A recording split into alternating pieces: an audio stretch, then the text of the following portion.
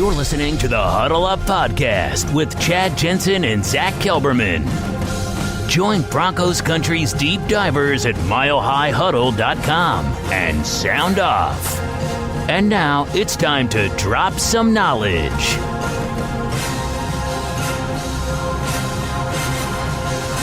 Welcome in, everybody, to the Huddle Up Podcast, presented, as always, by Mile High Huddle and 24/7 Sports, powered by Overtime Media. I'm your host, Chad Jensen. With me, as always, is my partner in crime, who you all know and love, is your Denver Broncos reporter for 24/7 Sports. He is Zack Kelberman. Zack, I don't know if you saw this interesting tweet that Mike Kliss dropped on Thursday afternoon, but the Denver Broncos, I don't know where he got his research, but I trust Kliss when it comes to things like this, obviously. He claims that the Denver Broncos, he published this, the defense has been the third worst in allowing tight end yards over the past 3 years in the NFL. Third worst.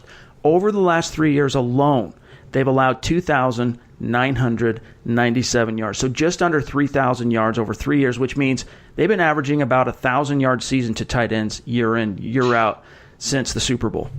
It's from the last couple years. Let's chalk it up to coaching and the scheme, because at times, Chad, tight ends were literally running uncovered down the middle of the field. Even George Kittle in his huge game against the Broncos, he went uncovered. So that's on coaching. But personnel, the same people are in place. At least Todd Davis are and Josie Jewell are on the inside linebackers. That could be the make or break with changing it under Vic Fangio. It's been no secret that tight ends have been the Broncos' Achilles heel on defense. They can stop the run. They can get after the quarterback. They can force some turnovers. They just cannot cover tight ends. I would be hopeful to think, I'm not blaming everything on Vance Joseph, but those scheme mismatches and the way they went from man and zone, it just was not conducive to covering tight ends. I have complete faith that Vic Fangio will fix that. I just worry still about the inside linebacking core keeping up in pass coverage with the personnel they still have. And it's definitely a fair concern. Definitely. I mean, that's the big knock on both Todd Davis and Josie Jewell is their coverage ability. But, I mean, if you look at last year, George Kittle, I mean, he had over 210 yards receiving, record day against the Broncos in Week 14. Most of that, for what it's worth, came in the first half when Joe Woods was coordinating the defense. Vance Joseph took over in the second half and shut him down, basically. So maybe there's a little something to, there's a reason why Vance Joseph's been able to get some of his jobs, and he's just allowed Joe Woods maybe too much leniency on the defensive play calling side. That's just me being optimistic, but it still goes back. If you look at what Vic Fangio did 2 weeks later, okay, Week 16, the Chicago Bears take on the San Francisco 49ers, and George Kittle he grabs 7 balls, but he was targeted a whopping 12 times. He hauled in 74 yards in receiving. They kept him out of the end zone. He was basically not a factor. I mean, 74 yards to a tight end, if on all things being equal, that seems like a lot. But when you consider that by that point in the season, he was their only offensive weapon at all, you understand that it's pretty much nothing. Like, that's all they had to go on. It also works in the other way, where the Broncos knew he was getting the ball. They're also facing a third-string quarterback against an offense they should beat. So, I mean, either way you spin it, no matter who was coordinating the defense or how his yardage came, it's unacceptable to have George Kittle have that many yards and get embarrassed with the personnel. You make a good point, though, with the coaching. I will say, going back to even 2016, preceding Vance Joseph and Joe Woods, they had that problem, and some of the same people, Brandon Marshall, Todd Davis, were around back then. So hopefully Josie Jewell can be that answer. Hopefully Fangio can scheme and use those dime backers like Will Parks and Devontae Thomas to help get after tight ends. But until they prove otherwise, it's going to continue being a highlight factor for opposing offenses. They're going to target that spot of the Broncos defense until they can prove they can stop it. It's going to be interesting to see if Vic Fangio can scheme this team out of those woes. But, I mean, you look at the AFC West, you still have Travis Kelce as an opponent at the tight end position you have to account for. So here's to hoping that Fangio can wave his wand and take care of some of that business. But today, of course, it is all about the VIP mailbag. We're going to answer your questions here in just a second. First, though, make sure you're following the show on Twitter. Super important if you want to keep your finger on the pulse of what's happening with the Huddle Up Podcast in real time. It's easy, at Huddle Up Pod. If you're on iTunes, we'd sure appreciate it if you leave us a creative review. 5-star rating certainly wouldn't hurt. And if you're on YouTube, keep liking, make sure you're subscribing, hit that bell for notifications. We appreciate you. All right, you guys, it is that time of the week where Zack and I take a peek inside the Mile High Mailbag, because we are your football priests, and each and every week we're here to offer you the absolution and answers to your burning Broncos questions. And we got to start off with the VIP subscribers. A couple of questions from our dudes there. This one comes, Zach, from Stuart Bronco. Here's what he says. This time of year, I like to evaluate the rookies. I was watching some Justin Hollins. I love his acceleration off the line. He not only has length, but uses length with his arms to keep some distance between himself and the blocker, which allows him to get leverage and set up moves. Another small frame but fast and beastly edge who was a later round pick was Robert Mathis. I like Hollins' upside, and if he could become anything close to Robert Mathis, it would take this pass rush to yet another level like those Giants D-lines that destroyed the Patriots in both Super Bowls. What do you think of Justin Hollins' game? You seemed to like Jalen Jelks, but Hollins went higher. How do you compare these two, and are there any players you would have taken above Hollins at that spot? Thanks, Priest, from Stuart Bronco. All right, so here's the thing on the Jalen Jelks love. That was me. That was coming from me because at the Combine, I just loved talking to him. I knew the Broncos he interested me at the Combine from our conversations. And I knew at that point also he had told me that the Broncos had talked to him, and a little birdie before the Combine had also told me that the Broncos had an interest in Jalen Jelks. And so I put up some tape on him, watched him, I liked him. And you're right, Hollins, though, that's who ended up in Denver. Zach, what are your thoughts on Hollins? Because I know you've always liked Hollins more than Jelks. Yeah. Both of whom, I mean, that was basically the Oregon Ducks, edge duo was Jelks and Hollins. But what are some of your answers for Stuart Bronco? Yeah, I was a big Hollins fan coming out of Oregon. I'm really glad the Broncos snatched him up. And the Robert Mathis comparison is definitely interesting. Mathis is one of the most underappreciated pass rushers, Chad, of this generation. Dwight Freeney got all the love there with the Colts, but Mathis was putting in work. If he's right, though, if he can be anywhere near that dominant with that level of get-off and that technician ability with those arms and that movement ability, the Broncos have a player and a future starter and a long-time starter. I think starting out, though, he'll be a backup and worked into that role. Obviously, they have two great outside linebackers in Miller and Chubb. But, the depth behind them is definitely tenuous. Jeff Holland is there, but he's not definitely proven at all. And in Dakota Watson's not anything special. So Holland will have his opportunity. Hollins. And he'll get his opportunity to prove that he can be more than just a bit player. When it's all said and done, how I'm high on him, his potential, he can be a starter eventually down the road. Maybe not for the Broncos, but for another team for sure. There's a few guys to answer his question about who we might have taken besides him. So Justin Hollins went with pick 156 in the 5th round. There was a player who I actually expected the Broncos to take there that ended up going literally the pick after him that I'm not convinced today wouldn't have been a better selection. So that was kind of poorly worded. I think the Broncos maybe made a mistake and didn't take Blake Cashman, the linebacker from Minnesota. Now, Cashman, all things being equal with the injury bug, Zach, if he'd have been healthy completely coming out of his final year at Minnesota and going into the Combine and all that, he's probably a top 100 pick. But because he had some shoulder issues, he ended up going late in the 5th round. And he's a guy that actually was a very similar player to Luke Kuechly. And, Luke Kuechly was a super hype guy. He ended up going really high in the draft in the 1st round, obviously, back when the Panthers took him. But Blake Cashman, if you turn on the tape and watch him, he reminded me of Luke Kuechly. So as it stands today, I can't tell you it's any different today than it was on draft day that I wish the Broncos would have taken Blake Cashman at 156 instead of Justin Hollins. But if you keep going down that list, I mean, there's a few guys there. You got Cameron Smith from USC was a linebacker. I just thought that they needed someone who was more of a proven linebacker. And even though Justin Hollins has dual, edge and off-ball capability, I mean, he's pretty new to playing the off-ball. He shined in the East-West Shrine game, won defensive MVP for his efforts and all that. But, Blake Cashman was a career off-ball linebacker. And if you can get him healthy and stay healthy, I mean, he's a very good linebacker at the NFL level, I believe. Chad, I'm with you on both counts here. I believe Cashman would have been a good pick. He reminds me a lot of Sean Lee from the Cowboys. And also, I believe in that spot they should have went with a true inside linebacker. I've been saying it all offseason that one of Fangio's minor mistakes was not getting a true linebacker either in free agency or the draft, but obviously he's content. I also happen to believe he's better at OLB, Hollins, than he will be at inside linebacker. So we have to trust the coaching, though. They think they have two good starters there in Julian Davis, and they have good backups there, so he will compete in that role. I'm not mad about the pick, though, considering what I saw on film. He could have been a 3rd, 4th rounder. So if you get him in the 5th, I'm not, mad about that in the least.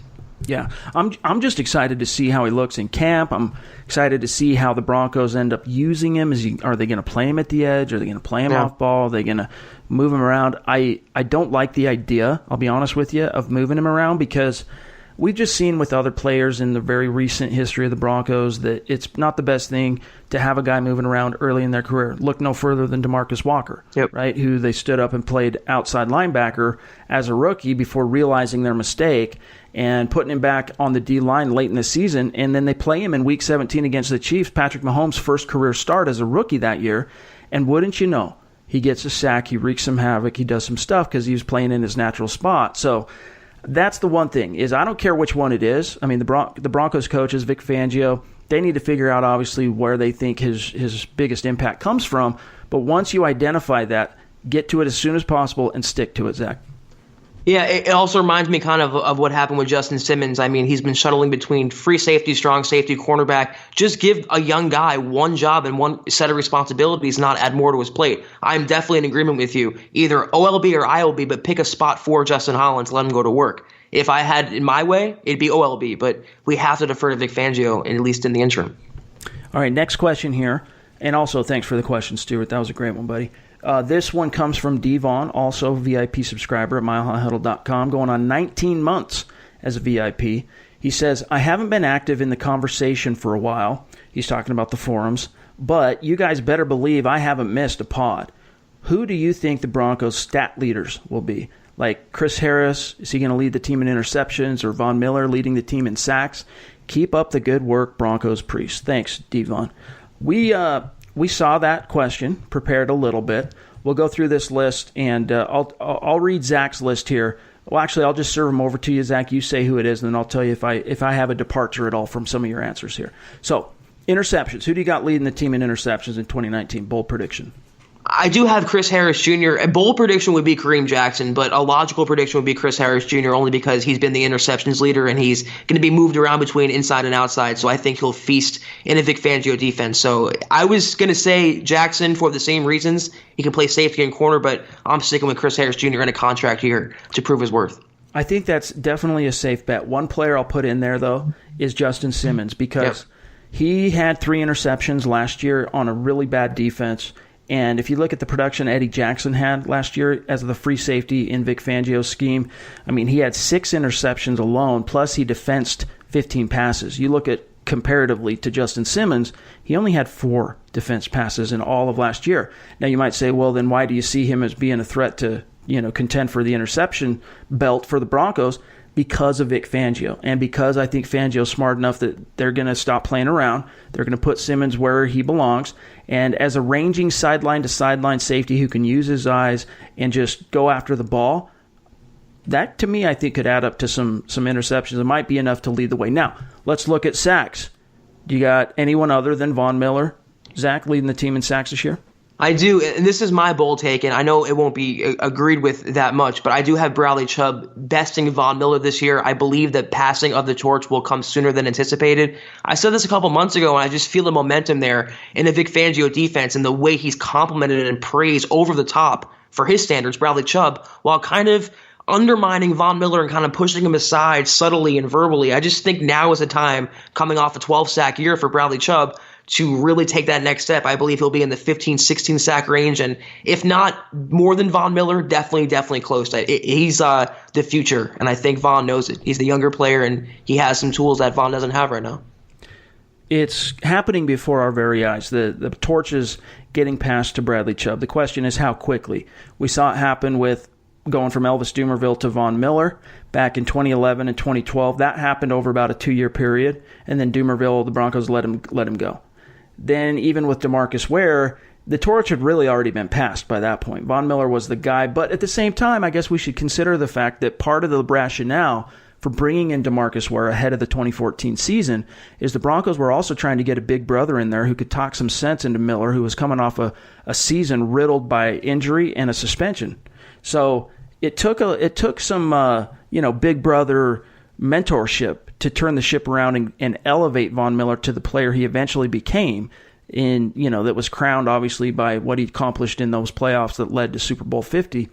So that torch, though, he's going into his 8th year. And Bradley Chubb's coming off a 12-sack rookie season. I'll ride with you on this, Zach. I think Chubb will end up as the sack leader in 2019 for the Broncos. And let me just say, I'm not taking anything away from Von Miller. I love the guy. He's one of the best pass rushers I've ever seen. They could both be 15-sack guys. I mean, 40 sacks combined, that bold prediction from NFL.com, isn't that outlandish? I could actually see it happening. They're that good. I'm a big Chubb guy, and from what he showed on tape last year, and I just think also Von's going to need a new contract in a couple years. And in a couple years, Chubb's going to want a new contract. And can you really pay both that franchise quarterback money? And they're going to have to pay, hopefully, a franchise quarterback down the road. There's so many variables. And with the way Von Miller's gone in the past with Elway and the way he handled Chris Harris Jr. and some of these vets, I wouldn't be surprised if, a couple years from now, it's Chubb being the full-time guy and not just behind Von. Let's move on to tackles leaders. Now, last year, Todd Davis led the Denver Broncos in tackles, followed just behind him by Justin Simmons. That tells you pretty much everything you need to know about how things went wrong for the Broncos defensively last year, that their free safety finished second on the team in tackles. But do you have Davis leading again, Zach?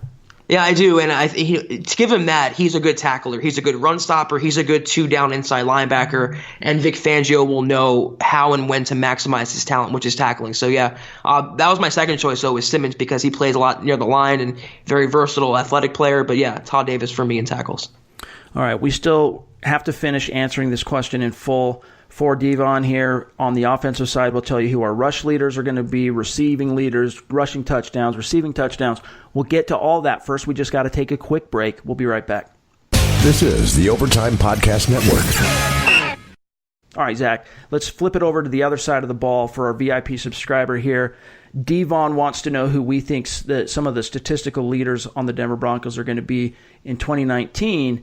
On that side of things, who do you have leading the team in rushing? Because you have two young, hungry backs looking to make their mark in 2019. Who do you think, when the chips are finally down and the dust settles, who's going to lead the team?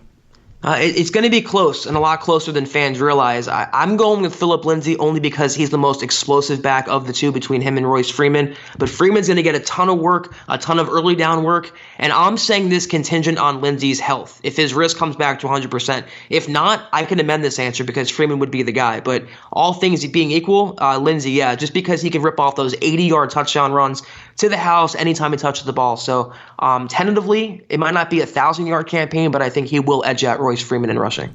If it were who's going to lead the team in carries, I think it's probably going to end up being Royce Freeman. Agreed. But Lindsay just gets more production out of the carries that he gets. He's just a more explosive player. And, he might take his first two carries of the game for 3 and 4 yards respectively, but that third, fourth carry, wherever it might be, he's going to pop it for 15, 18 yards and just rotate like that. And that's how it's going to be. I think Phillip Lindsay has another 1,000-yard season in this Rich Scangarello offense. I think just over. I don't think he's going to be a big Clinton Portis, Mike Anderson, Terrell Davis 1,500-yard rusher, but I think he is going to get over 1,000 again in 2019. All right, let's move to receiving yards leader. Who you got, Zach? I have Cortland Sutton. I think this is his breakout year, and I'm not quite as high on him as I am on Bradley Chubb, but considering Emmanuel Sanders' injury, and also I think he's further along, Cortland Sutton, than Deshaun Hamilton. So Joe Flacco's going to love him throwing the ball downfield to him, getting him open in the middle of the field, in the red zone. Sutton's going to feast this year. He'll have over 1,000 yards and truly take that next step from second receiver to first receiver, wide receiver one. So he's my receiving leader this year. Yeah, I don't disagree. I think that's how it's going to shake out. I think, though, we'll see how Sanders ends up bouncing back from this injury, but my dark horse to lead the team in receptions is going to be Deshaun Hamilton. I don't sleep on that as a possibility, because if Sanders struggles to acclimate, get back to health, and stay on the field, Hamilton's going to be the wide receiver too. And even if Sanders hits the field A-OK, ready to roll week 1, he's still going to be the slot receiver, and more often than not, I think you're going to see the Broncos, the majority of their snaps are going to come in 11 personnel with 3 receivers on the field, and Joe Flacco will utilize the middle of the field, unlike Case Keenum last year. So don't sleep on that possibility. All right, rushing touchdowns, is that going to correspond to who you got as the rushing leader? I'm going with Royce for this one, only because he's going to vulture goal line work and short yardage work, and I think the Broncos offense will be more efficient this year. So he'll lead the Broncos, I think, in rushing touchdowns, but everything else along that side of the ball and rushing in the backfield will go to Phillip Lindsay. I do not disagree. All right, last one, and then we'll move on to one or two more questions. Receiving touchdowns, is that going to be Courtland Sutton, or do you see maybe Noah Fant coming in to scalp that? I was waffling between Fant and Sutton, but I think I really do believe, and I agree with you that receptions, it could be Deshaun Hamilton. I think he's going to have a big year. I'm really just high on Sutton. I think he could be an 80-catch, 1,200-yard guy, 8 touchdowns. He's going to take that next step. If all the stars align, he can acclimate with Joe Flacco and the Broncos offense can hit its stride. So I'm going with Sutton. I'm just a big believer in him for 2019. He had 16 red zone targets as a rookie, Courtland Sutton, which is a big number. So he's going to do better than that this year. He's going to probably be in the low 20s, I would guess, and he'll probably convert, even if he only converts, Zach, a third of those, that'll probably be enough in a Joe Flacco-led offense to lead the team in receiving touchdowns. So I concur. Courtland Sutton. All right, let's move on here. We got a question from one of our listeners on YouTube, JL Avenger 23. He says, "Greetings from Costa Rica. I am a Broncos fan since '97 when they changed the logo, and then the Super Bowl win came. I am in charge of the Broncos fan club in Costa Rica. Kudos. Great effort by you guys. Really like your analysis of all the Broncos-related things. Keep Mile High strong. My question is, what could be the plan with Brett Rypien? I see Flacco, Locke, and Hogan on the 53-man roster and Rypien on the practice squad. Why could they have picked Rypien?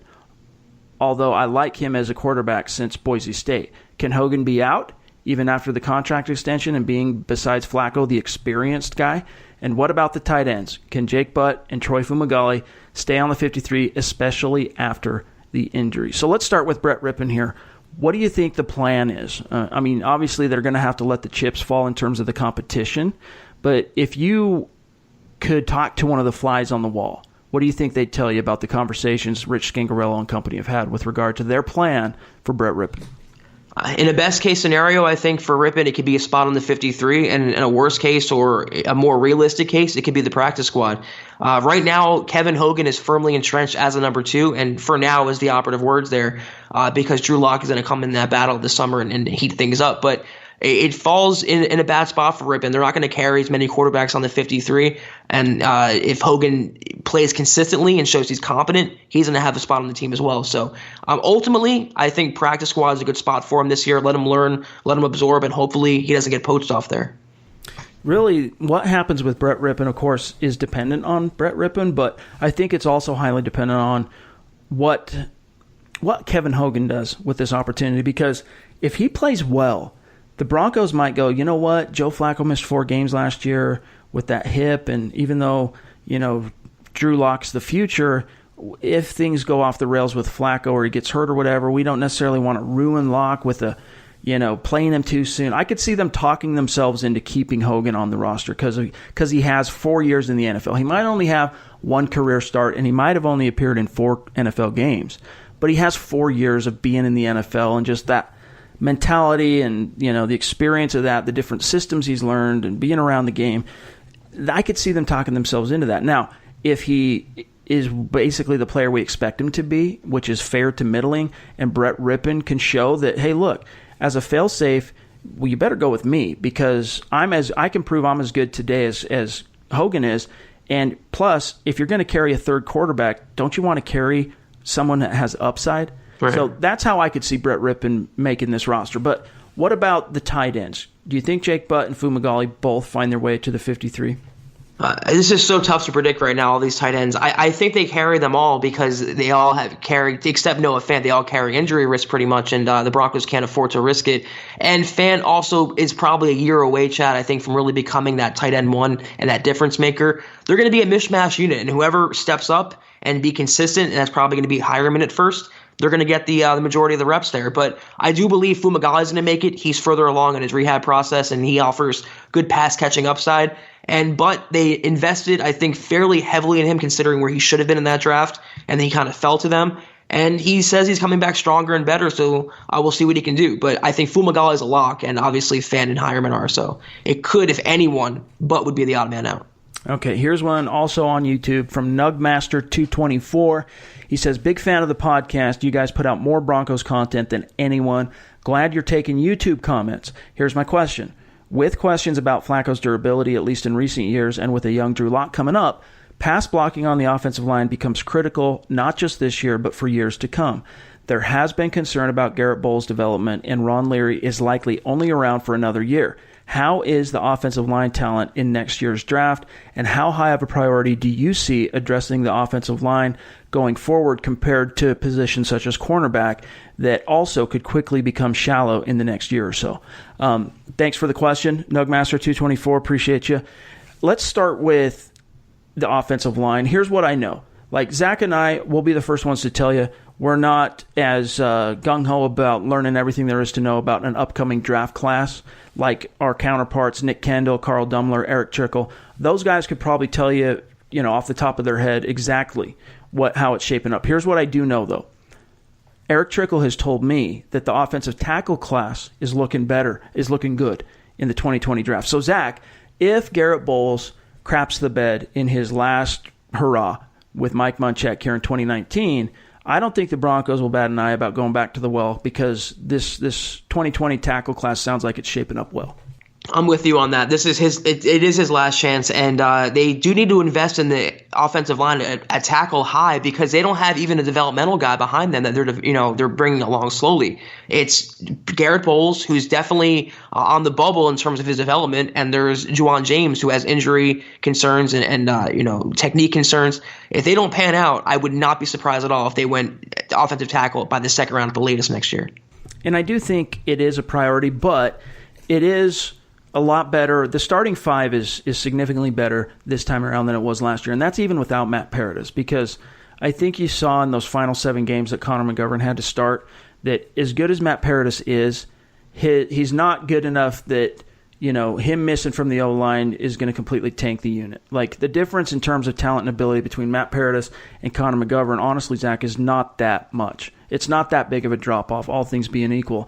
And so you lose Paradis, but McGovern stays, and then you upgrade the right tackle with Juwan James, and you draft Dalton Reisner to play left guard. So if things go okay with Ronald Leary's recovery, and Garrett Bowles, shows even a modicum of progress in year 3, this could be a very, very good starting 5. But the question again, and Zach, you hit on it, depth. Yeah, I'm always the first one to say that this line has top 10 upside with the personnel they have in place and with Mike Munchak calling the shots. But there's so many ifs that you just named in that one sentence alone, Chad. If Ronald Leary is healthy, if Connor McGovern adapts to playing center full time, if Juwan James and Garrett Bowles pan out, these are not certainties at all. It can easily be a disastrous O-line, even with Mike Munchak. So I have faith they'll be better. It's not saying much, but at least be more consistent. And it's got to be a point of emphasis. If it's not Joe Flacco quarterback, they want to protect Drew Lock, whoever's the future. They got to invest heavily. And again, I would not be surprised at all next year if things don't go well, which I believe they will, if they make it a priority in the first or second round. All right, let's get one more question here, then we're out. From Abe Ashari on YouTube. He says, "Hey, MHH, I've been listening to your podcast for about a year now, and I really enjoy it. My question comes in relevant to the wide receiving core. Who are some dark horse wide receiver competitors that could compete for that 5th and 6th wide receiver spot? I have personally been drawn to Kelvin McKnight. Although his 40-yard dash is only a 4.62, on the field he looks like he's burning defenses a lot like a true burner. Could he be the burner wide receiver that the Broncos need, or at least a good kick returner / punt returner? Keep up the good content." Thank you, sir. We appreciate you. Glad you found us. Kelvin McKnight is interesting, Zach, but I'm not sure. As a returner, he's going to factor in. So if the Broncos are carrying 6 wide receivers, absolutely, he's going to factor in. But he's also going to have to fend off Trinity Benson, who's a lot faster in terms of straight speed, and Brendan Langley, who ran a 4.43 or something like that at the combine. So there's some guys there. And then don't forget the shiny new 6th-round pick, Juwan Winfrey. Right. And River Craycraft. There's just so many good receivers on the bottom of the Broncos depth chart. It's going to make anyone from the outside almost impossible to crack. And McKnight does have the speed to help him there. But if they want a burner, they have Brendan Langley. If they want a kickoff returner, they have or a punt returner, they have Craycraft or Brendan Langley. They have players on the roster who fit those roles. And the burner thing, if they wanted a true guy, they would have used a draft pick earlier on one, a pure burner. They believe Emmanuel Sanders is coming back to full form, and Noah Fant He's a fast tight end down the middle of the field. So, but the combination of those two players equals one burner wide receiver. Then you can add on, if he sticks, which I don't think he will, Brendan Langley as that guy. So between those receivers, it's going to be impossible for McKnight to make the 53. Yeah, it's going to be interesting to see how it shakes out. The guys I don't think really stand much of a chance. Just two guys off the top of my head: Aaron Burbridge and Fred Brown. I think they're going to be basically camp fodder to keep that fourth arm going. That fourth camp arm, someone to throw to. I think we've mentioned today all the guys who are really going to be pushing at the bottom of that depth chart. But that's going to do it for today's episode of the Huddle Up Podcast, VIP Mile High Mailbag. Thank you, everyone, for your questions. VIP subscribers, our listeners on YouTube, that community there on YouTube, Zach, it's such a fun, thriving, energetic, and engaged community. We appreciate you guys. Make sure you're following the show, though, on Twitter, @HuddleUpPod. That's the best way, as you know, to stay abreast of everything that's happening with the show in real time. When we have something to announce, that's where we go first. So make sure you're following there. And then you can find my partner, Zack Kelberman, on Twitter, @Kelberman 24/7, myself, @Chad and Jensen. Stay tuned, because tomorrow you will have a fresh episode of Building the Broncos, previewing training camp next week. This is the last weekend till training camp is back, so stoked for that. And then Zach and I will be back in the saddle for you with a fresh episode on Monday. So everybody have a great weekend. For Zack Kelberman, I'm Chad Jensen. Talk to you then. You've been listening to the Huddle Up Podcast. Join Broncos Country's deep divers at milehighhuddle.com to keep the conversation going.